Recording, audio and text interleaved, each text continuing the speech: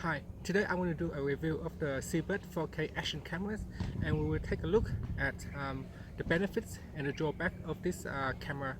It is a new camera that's coming into productions at the moment.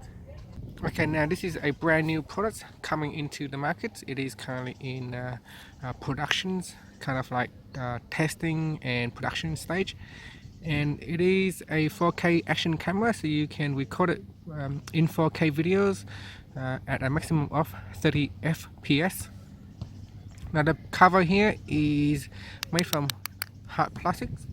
It's not rubber, so it is plastics at the moment. And you can purchase one of this camera for $129. On the side here, there is a SD card where you can put in the SD card like this. It is not waterproof, as you can see. Maybe perhaps we can put into one of our case that is waterproof. And we've got a charging port here, some kind of microphone or speaker right here. Now at the top is the shoot button or the record button at the top here. And on this side here is the power buttons, and we've got the lens running over here. Very small, very light, so you can see it fit into my fingers right here. Now it's got a small batteries. The battery is 1050 milliamps, so with this capacity you can record videos, 4K videos at around 100 minutes. So it could be a little bit less than that. So I'm just gonna put it in. So here is a plastic cover. So this is the Seabird action camera. So this is the model 2.0. So let's say we put in the battery. Now previously when I try to record videos with this camera, I find it sometimes it can freeze up a little bit. And we can push on the power button to turn it on.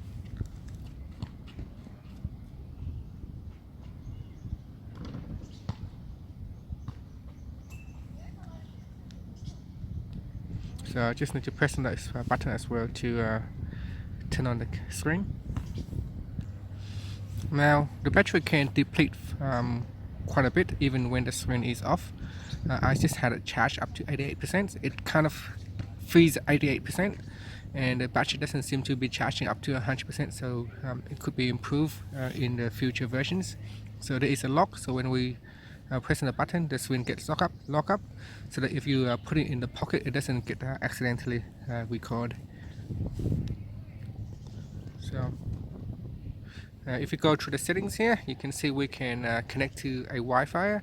So basically it's enable Wi-Fi, and then on your mobile phone you can download an app, and with that app you can control your camera via your mobile phone. So you've got the Bluetooth, then you got the SD card right here.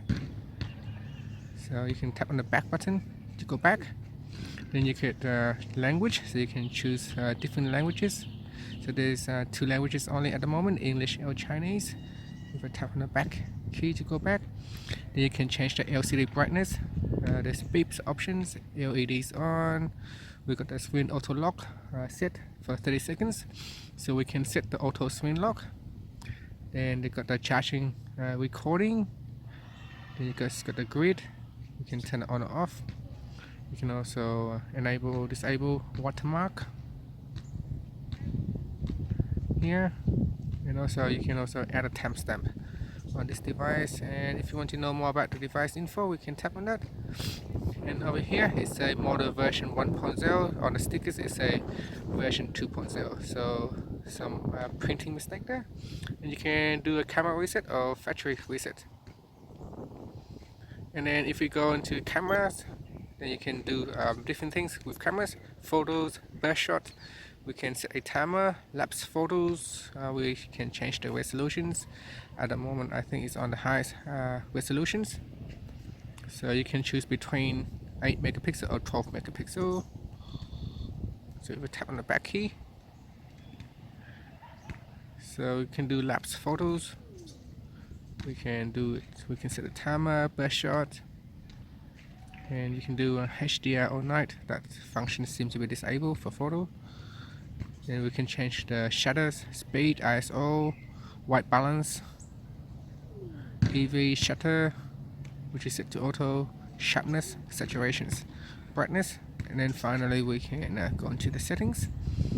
So in settings we can see all these settings here: meter mode, anti-flicker, so you can change some of the settings, LDC, voice recording. So basically that's it for the photo settings. And in videos, so what can you do in videos? So you can do slow motion, lapse videos, we can do loop, resolutions, so you can tap on resolution here, and we can choose 4K at 30 FPS, 2.7K. So the maximum that you can do with FPS is 30 FPS. With 1080 pixels you can actually go up to 60 FPS right here. And these are all the different options, recording options that you could choose. So while I'm using the camera, you can see also the battery percentage is going down. So I'm just going to tap back so you can go into loops and set the loops. So 1 minute 5 hours. So we can also set the different time right there, and then the resolution where they went through that. So if you go into settings, in settings you can go into a different video encoding. So there's only 2 encoding at the moment, H.264 and H.265. And also you can have the flip options, so horizontal or vertical or off. And then you got the metering mode. Again, you got all these settings: anti-flickers, IES, voice recording. So it's also, you can also choose to record voice or not. And that's it. That's all the settings available for this Seabird action cam. We will take some footage in a minute, and we will see what it's like. So I'm just recording the video at the moment.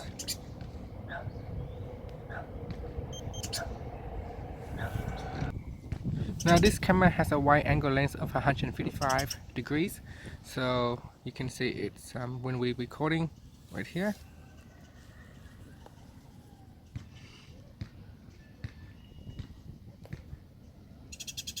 So you can see how much footage it will capture, and it's very lightweight.